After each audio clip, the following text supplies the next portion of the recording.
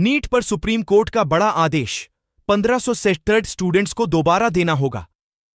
Exam NEET result के बाद दाखिल की गई याचिकाओं पर सुप्रीम कोर्ट ने सुनवाई करते हुए कहा कि ग्रेस मार्क्स पाने वाले 1500 से छात्रों को फिर से परीक्षा देनी होगी।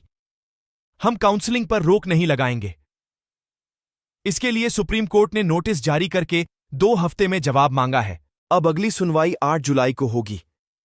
जस्टिस विक्रम नाथ और जस्टिस संदीप मेहता की बेंच नीट यूजी के मामले में सुनवाई कर रही है।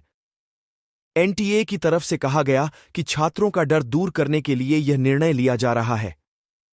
नीट यूजी 2024 की परीक्षा में जिन उम्मीदवारों को ग्रेस मार्क्स मिले हैं, उन्हें फिर से परीक्षा देनी होगी। इस परीक्षा का रिजल्ट 23 याचिकाकर्ताओं ने काउंसलिंग पर रोक लगाने की भी मांग की है। संक्षेप में कहा जाए तो कोर्ट 3 याचिकाओं पर विचार कर रहा है, जिसमें अनियमितताओं और नेशनल टेस्टिंग एजेंसी द्वारा 1500 से अधिक उम्मीदवारों को लॉस ऑफ टाइम के आधार पर परीक्षा में ग्रेस मार्किंग देने के संबंध में संदेह जताने के लिए नीट यूजी 2024 के रिजल्टों को चुनौती दी गई है। इनमें से एक याचिका फिजिक्स वाला के सीईओ अलख पांडे ने दायर की थी।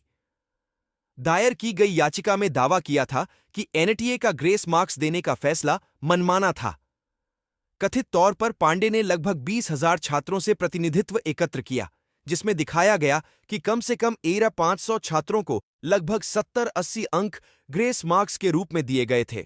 सुप्रीम कोर्ट में नीट यूजी परीक्षा को लेकर दूसरी याचिका एसआईओ के सदस्य अब्दुल्ला मोहम्मद फैज और डॉ. शेख रोशन मोहिद्दीन ने दायर की थी। दायर की गई इस याचिका में नीट यूजी 2024 के रिजल्टों को वापस लेने और नए सिरे से परीक्षा आयोजित करने की मांग की गई थी। याचिकाकर्ताओं ने ग्रेस मार्क्स देने में मनमानी का आरोप लगाया गया है। इसके अलावा यह भी दावा किया गया कि एनटीए द्वारा ग्रेस मार्क्स देना कुछ छात्रों को लॉस ऑफ टाइम की भरपाई के बजाय पिछले दरवाजे से प्रवेश देने की एक दुर्भावनापूर्ण कवायद थी। याचिकाकर्ताओं ने इस तथ्य के बारे में भी संदेह जताया कि एक स्पेशल सेंटर से 67 छात्रों ने 720 अंकों में से 720 अंक प्राप्त किए हैं। दायर की गई दूसरी याचिका में याचिकाकर्ताओं ने पेपर लीक के आरोपों की जांच पूरी होने तक नीट यूजी 2024 प्रवेश के लिए आयोजित की जाने वाली काउंसलिंग पर रोक लगाने की भी मांग की है।